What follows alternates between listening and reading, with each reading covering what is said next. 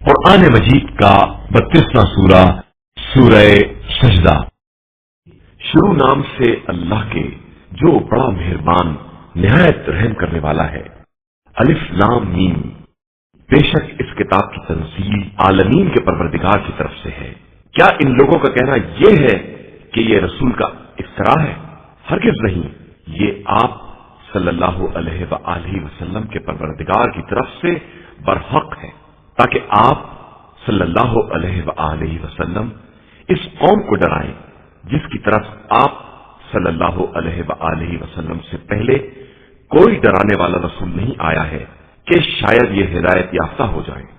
اللہ ہی وہ ہے جس نے آسمان و زمین اور اس کی تمام درمیانی مخلوقات کو 6 دن کے اندر پیدا کیا ہے، اور اس کے بعد عرش پر اپنا اقتدار قائم کیا ہے، اور تمہارے لیے اس کو چھوڑ کر کوئی سرپرست یا سفارش کرنے والا نہیں ہے۔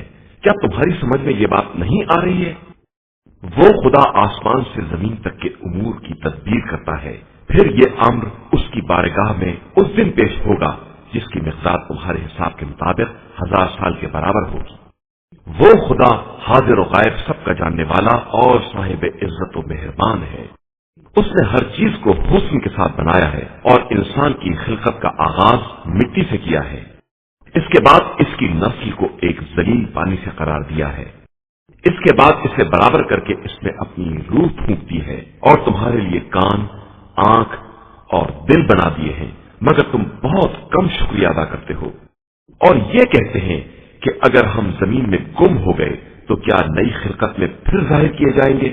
بات یہ ہے کہ یہ اپنے پروردگار کی ملاقات کے منکر ہیں۔ آپ صلی اللہ علیہ وآلہ وسلم کہہ دیجئے کہ تم کو وہ ملک الموت زندگی کی آخری منزل تک پہنچائے گا جو تم پر تعینات کیا گیا ہے۔ اس کے بعد تم سب پروردگار کی بارگاہ میں پیش کیے جاؤ گے۔ اور کاش آپ دیکھتے جب مجرمین پروردگار کی بارگاہ میں سر جھکائے کھڑے ہوں گے۔ پروردگار، ہم نے سب دیکھ لیا اور سن لیا، اب ہمیں دوبارہ واپس کر دے کہ ہم نیک عمل کریں، بے شک ہم یقین کرنے والوں میں ہیں۔ اور ہم چاہتے تو جبرن ہر نفس کو اس کی ہدایت دے دیتے، لیکن ہماری طرف سے یہ بات طے ہو چکی ہے کہ ہم جہنم کو جنات اور تمام گمراہ انسانوں سے بھر دیں گے۔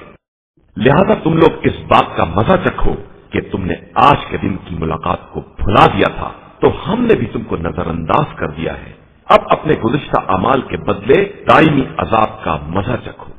ہماری آیتوں پر ایمان لانے والے افراد بس وہ ہیں جنہیں آیات کی یاد دلائی جاتی ہے تو سجدے میں گر پڑتے ہیں اور اپنے رب کی حمد و ثنا کی تسبیح کرتے ہیں اور تکبر نہیں کرتے ہیں۔ ان کے پہلو بستر سے الگ رہتے ہیں، اور وہ اپنے پروردگار کو خوف اور طمع کی بنیاد پر پکارتے رہتے ہیں، اور ہمارے دیے ہوئے رزق سے ہماری راہ میں انفاق کرتے رہتے ہیں۔ بس کسی نفس کو نہیں معلوم ہے کہ اس کے لیے کیا کیا خنکیے چشم کا سامان چھپا کر رکھا گیا ہے جو ان کے اعمال کی جزا ہے۔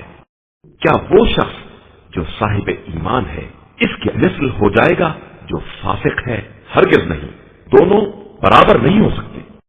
جو لوگ ایمان لائے ہیں اور انہوں نے نیک اعمال کیے ہیں، ان کے لیے آرام کرنے کی جنتیں ہیں جو ان کے اعمال کی جزا ہے۔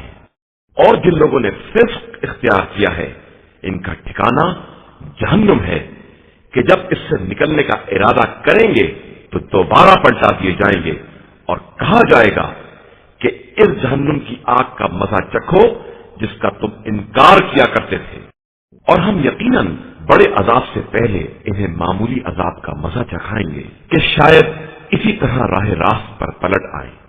اور اس سے بڑا ظالم کون ہے جسے آیات الہیہ کی یاد دلائی جائے اور پھر اس سے اعراض کرے؟ تو ہم یقیناً مجرمین سے انتقام لینے والے ہیں۔ اور ہم نے موسیٰ کو بھی کتاب عطا کی ہے، لہذا آپ صلی اللہ علیہ وآلہ وسلم کو اپنے قرآن کے من جانب اللہ ہونے میں شک نہیں ہونا چاہیے۔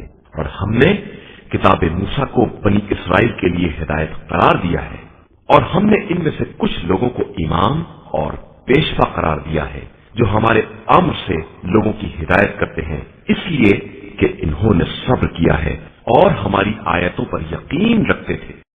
بے شک آپ صلی اللہ علیہ وآلہ وسلم کا پروردگار ان کے درمیان روز قیامت ان تمام باتوں کا فیصلہ کر دے گا جن میں یہ آپس میں اختلاف رکھتے تھے۔